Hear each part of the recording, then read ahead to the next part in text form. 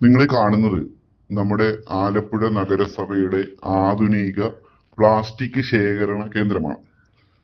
തെറ്റിദ്ധരിക്കേണ്ട, ഇത് നിർമ്മിച്ചത് പഞ്ചകർമ്മ ആശുപത്രിക്ക് വേണ്ടി ലക്ഷങ്ങൾ മുടക്കി, ഒരുപക്ഷെ കോടികളായി കാണാം, നിർമ്മിച്ച ഒരു കെട്ടിടമാണ്. ഈ കെട്ടിടത്തിനകത്താണ് നമ്മുടെ വീടുകളിൽ നിന്നും ശേഖരിച്ചുകൊണ്ട് പോകുന്ന പ്ലാസ്റ്റിക് മാലിന്യങ്ങൾ ഹരിതകർമ്മ സേന അവിടെ കൊണ്ടുചെന്ന് വേർതിരിക്കുന്നത്. വളരെ ശ്രമകരമായ ഒരു പ്രക്രിയയാണ്. ഈ പ്ലാസ്റ്റിക്കും എല്ലാം വേർതിരിച്ച് പാവപ്പെട്ട ജീവനക്കാർ അവരിതെല്ലാം വേർതിരിച്ചിട്ടാണ് ഇത് പ്ലാസ്റ്റിക് ഒക്കെ ആയിട്ട് വേർതിരിക്കാറുണ്ട്. അത്തരം വേർതിരിക്കുന്ന സ്ഥലം, ആ സ്ഥലത്തെ അവസ്ഥയാണ് നമ്മൾ ഈ കാണുന്നത്. നമ്മുടെ നഗരസഭയുടെ കീഴിലുള്ള അവരുടെ അവസ്ഥയാണ് ഈ കാണുന്നത്. അവർക്ക് അവിടെ ഇരുന്ന് ജോലി ചെയ്യാനോ ഭക്ഷണം കഴിക്കാനോ പോലും പറ്റാത്ത ഒരവസ്ഥയിലാണ് അവർ ജോലി ചെയ്യുന്നത്. സത്യം പറഞ്ഞാൽ ഇവർക്കൊക്കെ വേണ്ടി ആരാണ് സംസാരിക്കുന്നത്?